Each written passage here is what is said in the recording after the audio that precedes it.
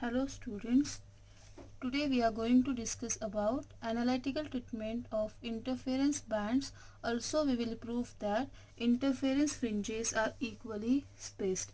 This expression is related to the previous expression, that is Young's experiment, in that we will discuss about the Young double slit experiment, and the importance of the Young double slit experiment is that we can find out the wavelength of monochromatic light source, right, depending on the Young's experiment. Now today we are going to discuss about the analytical treatment of interference band. That means here we have to discuss about, or we have to prove that how to find out the value of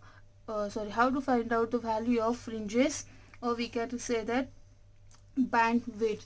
The term fringes is nothing but the distance between the distance between center from bright to the dark band, right? The distance between center from bright to the dark band is called fringes, or we can consider the term bandwidth. So here we are suppose in the figure, suppose S is a narrow slit which is illuminated by monochromatic light of wavelength lambda. Already I told you the term monochromatic is nothing but a single light source. So suppose this S is a narrow slit. Here we are not consider a pinhole. Here we are not consider the term sunlight. Here we are consider any source of light, but that light is must be a monochromatic light, and in terms of pinhole we are consider a narrow slit. Okay, so suppose that S is considered a narrow slit having wavelength lambda, and these two S1 and S2 are two parallel narrow slits which are separated by short distance small d, and this S1 and S2 are equidistant from S. That means S is the center of these two narrow slits S1 and S2. Suppose this S1 from this O is nothing but a perpendicular bisector, or we are consider a central point. So suppose this one OS is equal to OS1 is equal to OS2. That means what? S, the source S is nothing but a central of the S1 and S2. So when the light waves from S, that means from this narrow slit S, will arrive at S1 and S2 in the same phase. That is nothing but the condition for producing steady interference pattern. That means whenever we consider whatever light we are considered, that light having same phase, equal frequency, and a monochromatic light. So when we consider that source S illuminated by these two narrow slits S1 and S2, then they are having same phase. But beyond S1 and S2, when this narrow source, or when this monochromatic light is passing through these two slits S1 and S2, the waves will proceed as they had started from S1 and S2, and will produce an interference pattern on the screen XY. Here XY is nothing but a screen which can shows alternate dark and bright band kept at a distance D, capital D, from the sources S1 and S2. What is the difference between small d and capital D? The symbol capital D is represent distance between these narrow slits up to the screen, and this small d is represent the separation between these two parallel slits S1 and S2. See the notation. S is represent single narrow slit. S1 and S2 are nothing but parallel narrow slits which are parallel to the source OM. Look at here, that O is nothing but a central line of this source, or central line of this narrow slit, and when you draw a perpendicular line, so that point, this point is represent M, and that OM we are consider the term bisector. Bi means two, sector means if you consider one of the sector, and if we divide that sector by two, then we are consider term bisector. Small d is nothing but separation between two slits, and capital D is the distance between sources and screen. Whereas same thing we will consider in terms of source S1 and S2, we can draw a perpendicular line, or we can draw a perpendicular line at point S1 which is mid at point M1, and S2 we are considering in terms of M2. So M1 and M2 are the perpendiculars with respect to the two narrow slits S1 and S2. Right.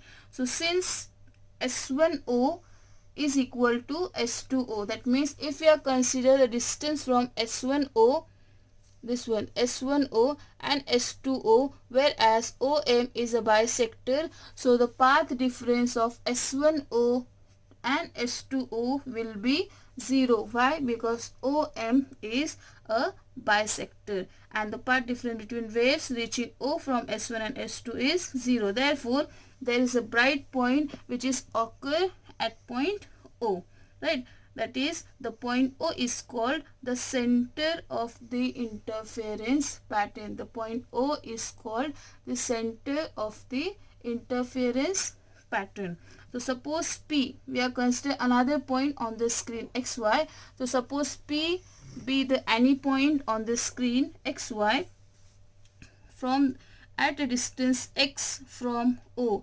That small x we are represent in terms of what? In terms of fringe width, and that fringe width we are consider the distance between screen from the central point O. So from the central point O to the screen XY, this distance we are represent in terms of x, and where x is called bandwidth or fringe width. Right. So the path difference between the waves reaching at point P from S1 and S2 is S2P minus S1P. See, in previous videos or in previous lecture, we already seen in terms of constructive and destructive pattern, we are consider BP minus AP, whereas BP, the path BP is greater than AP. Same assumption we have to use in this expression, that is S2P is greater than S1P. That's why we can find out the path difference S2P minus S1P, and suppose that S1M1 and S2M2 are perpendiculars on the screen. So now we are consider a figure whereas S1M1 and S2M2 are the perpendiculars on the screen, and if we have to find out the path difference S2P minus S1P, then from figure we can write the term PM1. Look at here, we can write the term PM1. Look at here. First we have to write down in explanation, first you have to write down as S1O,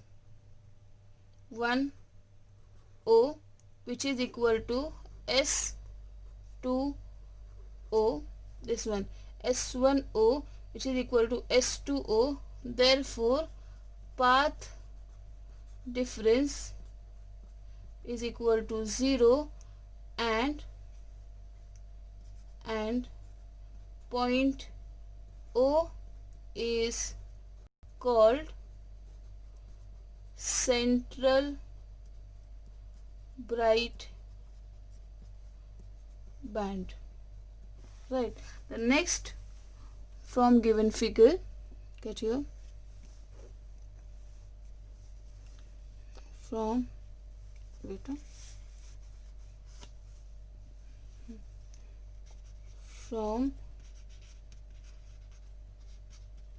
given figure, suppose we have to find out value of PM1. Look at here, the total distance from the central bright band O to this point P we are represent in terms of x. So suppose if you have to find out the value of PM1, so PM1, which is given by x minus d by 2. What is x? X is called fringe width. This distance when from the center of this narrow slit source S, suppose total distance, total separation of these two slits we are represent in terms of d. So d का half क्या होगा? We are considering in terms of d by 2 and d by 2. If we add d by 2 plus d by 2, we'll get what? We'll get 1, right? Or we'll get d. Look at here, d by 2 plus d by 2. So we'll get what? 2 d by 2, because denominator is same. So 2 get cancelled. Answer is what?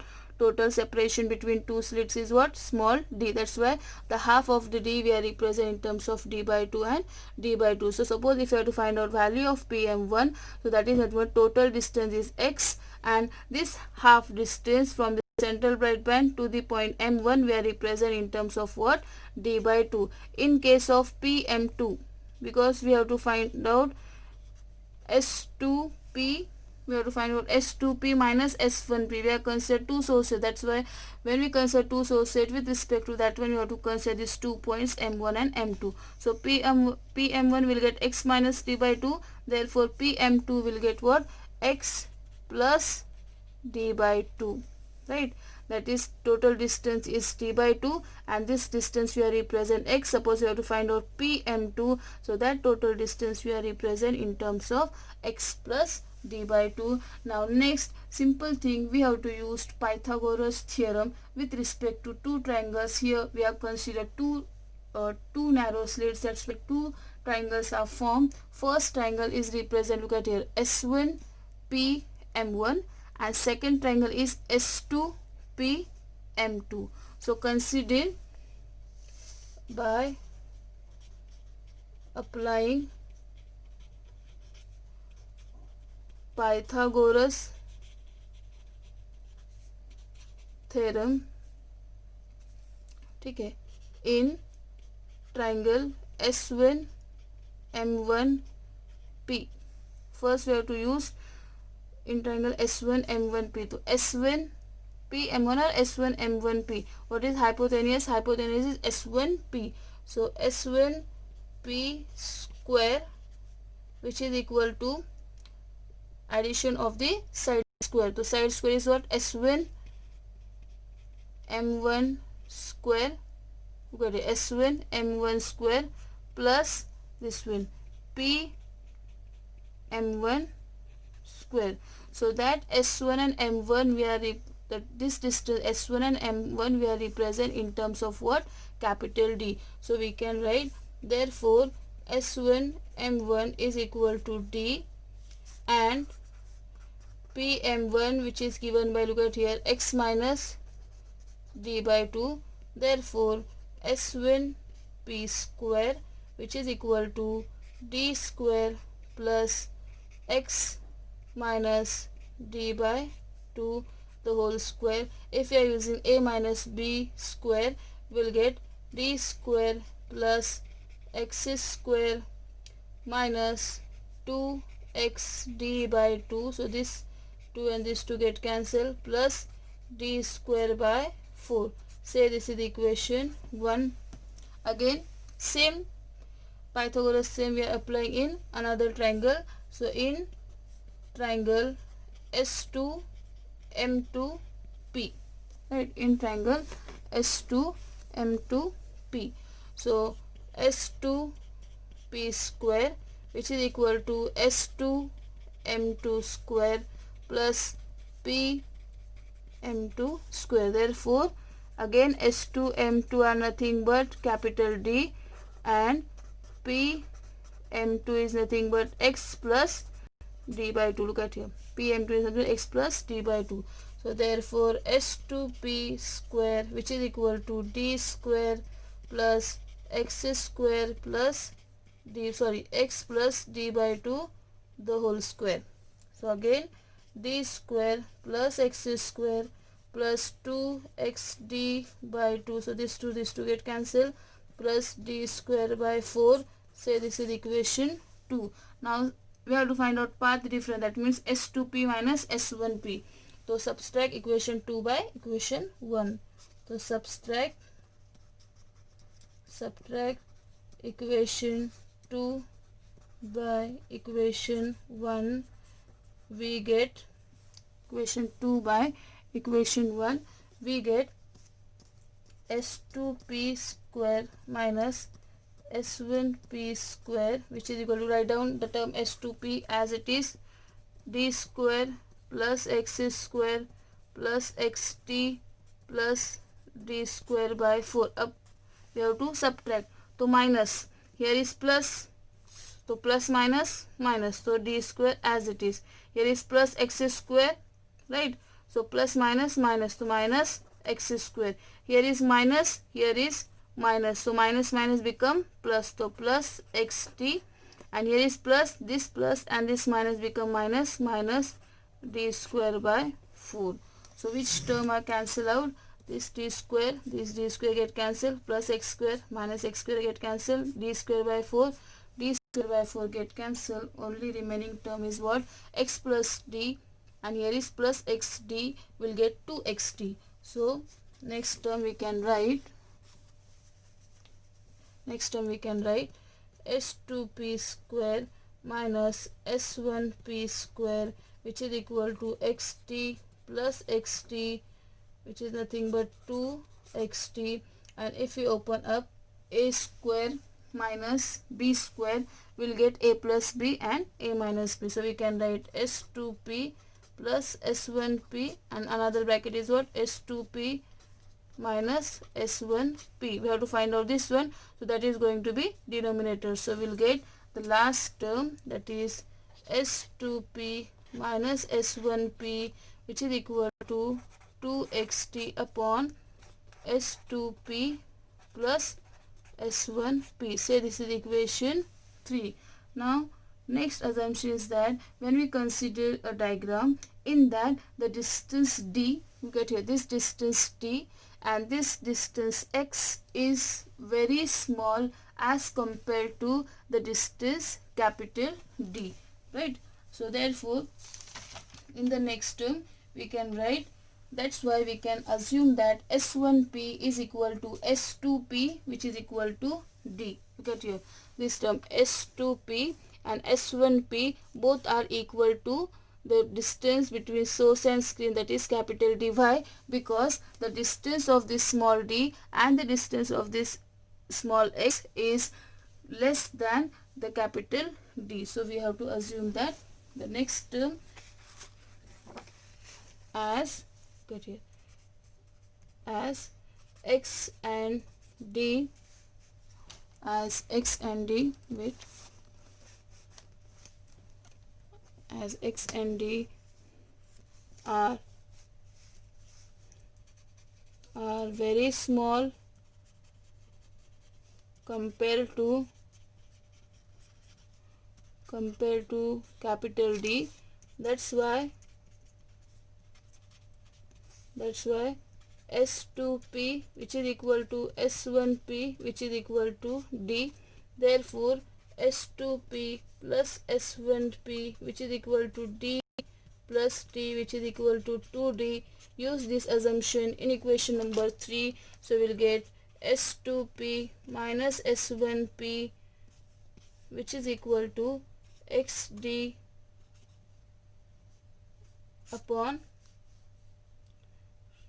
2xt upon 2d. So this two get cancelled. The last term is what? s2p minus s1p, which is equal to xt upon capital D. Say this is equation number 4. So this is called the path difference between two parallel narrow slits S1 and S2, but this path difference is depending on the conditions for constructive and destructive interference. That means if this path difference is even multiple of lambda by 2, then we can consider constructive interference, and if this path difference is odd multiple of lambda by 2, then we can consider destructive interference, right? So now the intensity at point P will be maximum or minimum depending on the condition for interference pattern. So the next we have to use the condition for interference, conditions for constructive and destructive interference pattern. So next term we can write, suppose if I bracket this, because this is called path difference. So next we can write, if it is even multiple of lambda by 2, then point P will be bright, right? And if it is odd multiple of lambda by 2, then point P will be dark, right? So next, first condition we can apply for constructive, that is therefore S2p minus S1p, which is equal to 2n lambda by 2, which is equal to xt upon capital D.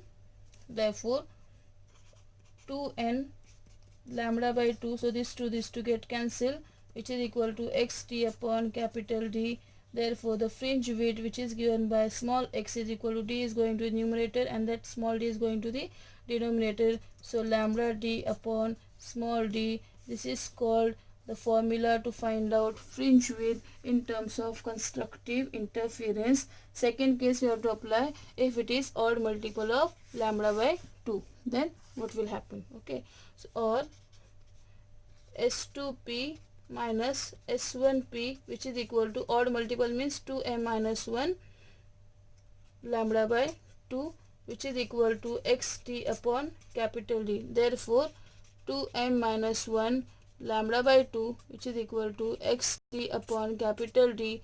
Therefore we can write x is equal to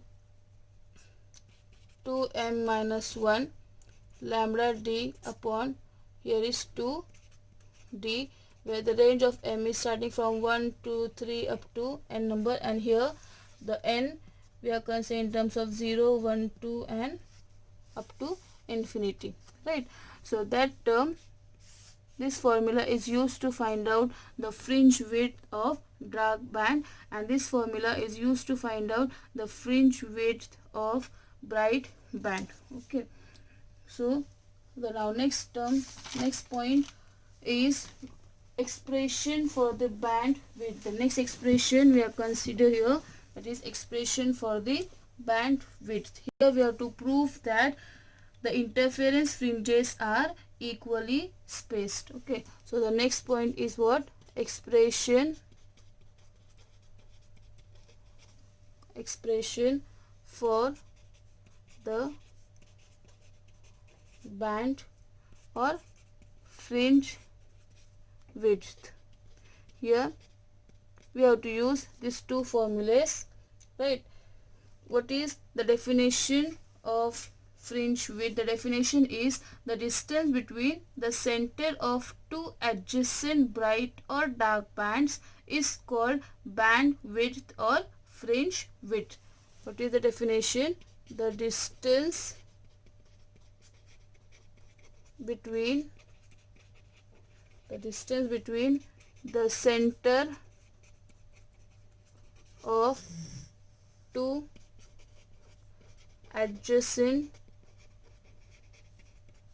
or dark bands is called band width, or fringe width, that is small x, right? So first we have considered this condition, and second we have considered second destructive condition. So consider for first one, let xn and xn plus 1 denotes the distance of nth and n plus 1 bright band on the same side of central bright band. Then equation, this one, say this is equation number 5 and say this is the equation number 6. So therefore the equation number 5 represents xn. We can write n lambda d. Get here we just have to put the value of n because we have considered n and n plus 1th bright band. So n lambda d upon small d, and in terms of xn plus 1 we can write here n plus 1 all the term as it is, lambda d upon small d. Say this is equation A suppose, and say this is equation B, and if you minus it, equation B minus A. So therefore xn plus 1 minus xn, which is equal to here n plus 1 minus, look at here, n, and this term common taking outside, which is nothing but lambda d upon small d. So this n and this n get cancelled. Answer is what? Lambda d upon small D. So now the next term is, we can write xn plus 1 minus xn is equal to lambda d upon small d, and this term xn plus 1 minus xn we are represent in terms of what? Capital X. So now the next term is what? Therefore xn plus 1 minus xn is equal to capital X, and which is called fringe width for bright band.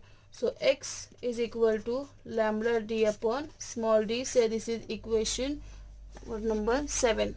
Okay. Again we have to follow same instruction for destructive band. So therefore for destructive or dark band, xm and xm plus 1 denotes the distance of m and m plus 1 dark band on the same side of central bright band. So xm and xm plus 1, which are denoted in terms of mth and m plus 1th dark band.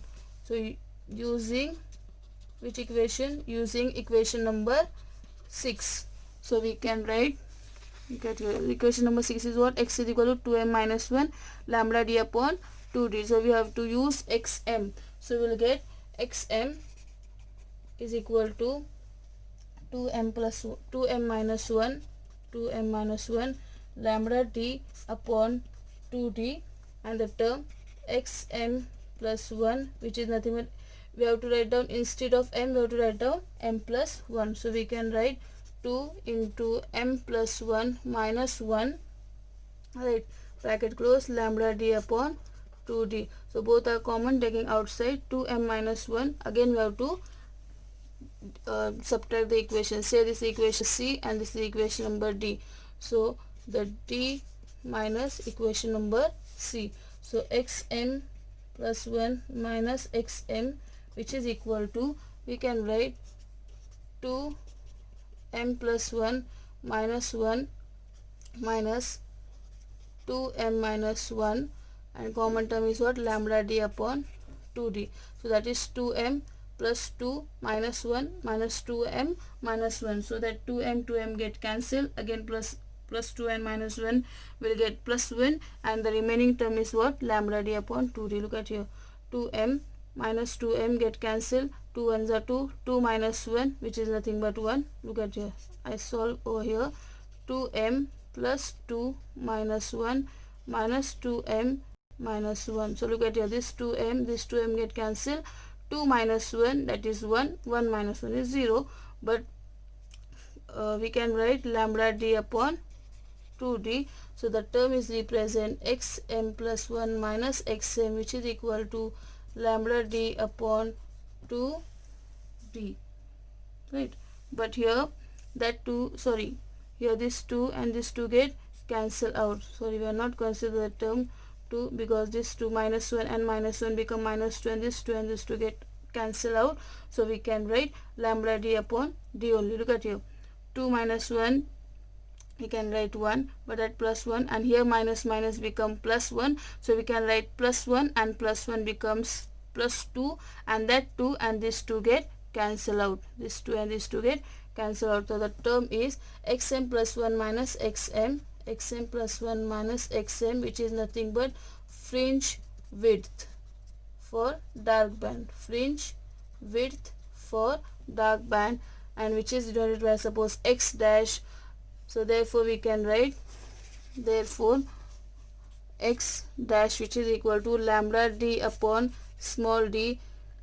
Say this is equation number 2. Comparing equation 7 and 8, so we can write x is equal to x dash, and this proof that this x is equal to x dash, this term is proof that the interference fringes are equally spaced. Therefore we can say that interference fringes are equally spaced, and because of that one we can consider these fringes are having same phase, having same frequency, and having same wavelength because of this condition x is equal to x dash. Okay, so in the next video we will discuss about the biprism experiment, and we will discuss about how to measure the coherent sources by using different technique or by using different demonstration. We will see in the next lecture. Thank you.